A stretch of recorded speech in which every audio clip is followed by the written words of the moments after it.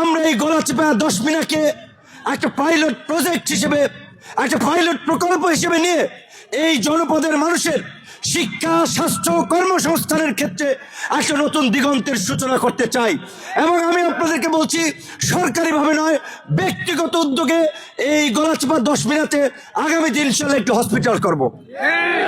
কারণ আমাদের এই অঞ্চলের মানুষের সবচেয়ে দুর্ভোগ হয় চিকিৎসার জন্য পটুয়াখালী যাওয়া লাগে, বরিশাল যাওয়া লাগে, ঢাকায় যাওয়া লাগে। কাজেই প্রাইভেট প্রতিষ্ঠান করেও নামে মাত্র মূল্যে যেন চিকিৎসা সেবা নিশ্চিত করা যায়, সেই কাজটি আমার একটা প্রধান টার্গেট। আমার লক্ষ্য থাকবে, যেহেতু এই চরাঞ্চল থেকে ঢাকা বিশ্ববিদ্যালয়ে পড়েছি, আমি মেধাবী ছাত্রদের আর্তনাদ বুঝি, বাবা মায়ের দুঃখ কষ্ট বুঝি। চাইলেও ঢাকায় রেখে পড়াতে পারে না, ভালোভাবে টিউশনি করাতে পারে না, ভালো স্কুলে পড়াতে পারে না। এই গলাচিপা 10 মিনিটে একটি মেধাবী সম্ভাবনাময়ী ছেলে মেয়েও টাকার অভাবে পড়াশোনা বন্ধ হবে না।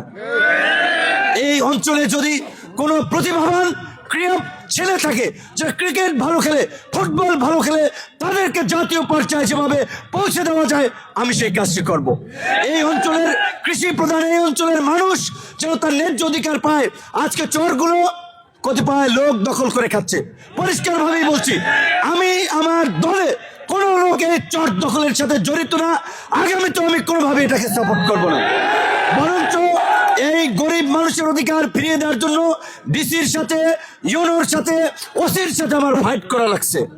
তো আমি আপনাদেরকে এইটুকুই বলতে চাই, আমি আপনাদের ছেলে হিসেবে কোনো নেতার ভরসায় নয়, আপনাদের ভরসাতে আমি এখানে প্রার্থী হয়েছি এবং আমি শেষ পর্যন্ত আমি থাকবো। আমি ধন্যবাদ জানাই জনাব তারেক রহমানকে, বিএনপিকে।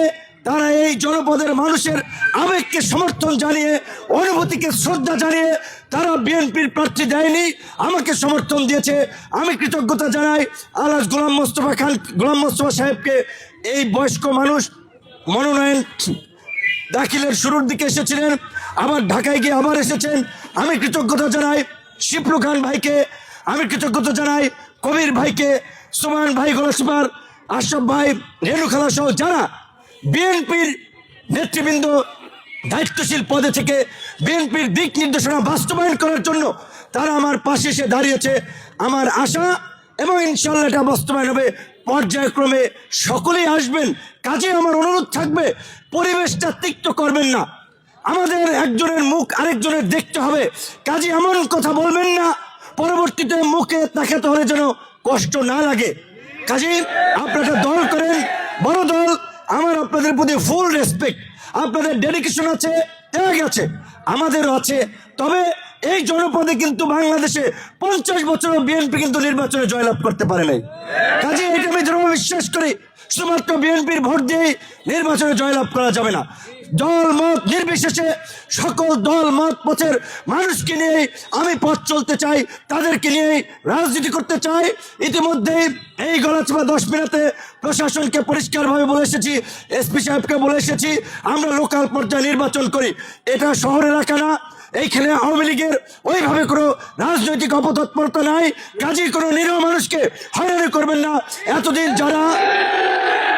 যারা ওই মামলা বাণিজ্য করেছে, ধরিয়েছে, ভাগ নিয়েছে, জামিন করিয়েছে, ওইখান থেকে পয়সা কামিয়েছে, এই সমস্ত রাজনীতি আর চলবে না, আমি পরিষ্কারভাবে জানিয়ে দিয়েছি। কাজে গণ অধিকার পরিষদের সাথে সম্পৃক্ত আমাদের নির্বাচনী কর্মকাণ্ডে যারা জড়িত তাদেরকে আমরা পরিপূর্ণভাবে দিতে পারি। আপনাদের কিছু হলে আপনারা আমাকে বলবেন।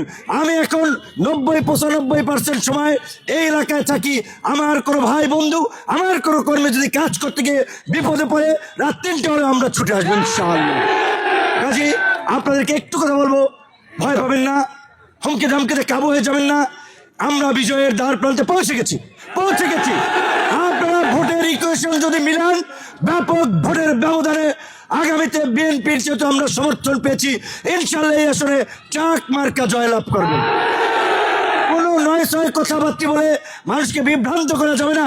মানুষের চোখ আছে, মানুষের কান আছে, কাজেই মানুষের বিবেক আছে। তারা চোখ দিয়ে দেখে কোথায় কি হচ্ছে, কান দিয়ে শুনে কোথায় কি বলছে, বিবেক দিয়ে চিন্তা করতে পারে কারে দিলে কোন কাজ হবে। নিশ্চয়ই গ্রামে যেটা বলে, হিয়ালের কাছে মানুষ মুরগি পাকা দেবে না, বুঝেন তো। কাজে আমার এটা আপনাদের প্রতি আহ্বান, আপনারা আমার প্রতি আস্থা রাখবেন। ইনশাল্লাহ এই জনপদ হবে আগামীর নতুন বাংলাদেশের রোল মডেল, যেটা দেখে বাংলাদেশের সরকার বলবে ভাই তুমি কিভাবে তোমার এলাকায় এই কাজ করেছো, আমরা সরকার এটা এক্সিকিউট করতে চাই। যেহেতু আমি সরকারের পার্ট হব ইনশাল্লাহ, সেই জায়গা থেকে আপনাদেরকে শুধু সর্বশেষ মন্তব্য আমার এটাই, জীবনের সুযোগ বারবার আসে না, বারবার আসে না। এই অঞ্চলের মানুষ পিছিয়ে পড়া, শিক্ষা, স্বাস্থ্য, যোগাযোগ, উন্নয়ন সর্বক্ষেত্রে। কাজেই এইবার যে সুযোগ পেয়েছেন আপনাদেরকে সিদ্ধান্ত নিতে হবে, আপনারা কি নিজেরা এগিয়ে যাবেন 500-1000 টাকায় কিংবা আরেকজনের দ্বারা প্রভাবিত হয়ে কারো পেছনে রাজনীতি করবেন, নাকি আমরা যে জাতীয় রাজনীতির মাঠ থেকে আঞ্চলিক পর্যায়ে রাজনীতিতে এসেছি আমাদেরকে সমর্থন করে এই পিছিয়ে পড়া জনপদকে এগিয়ে নেবেন।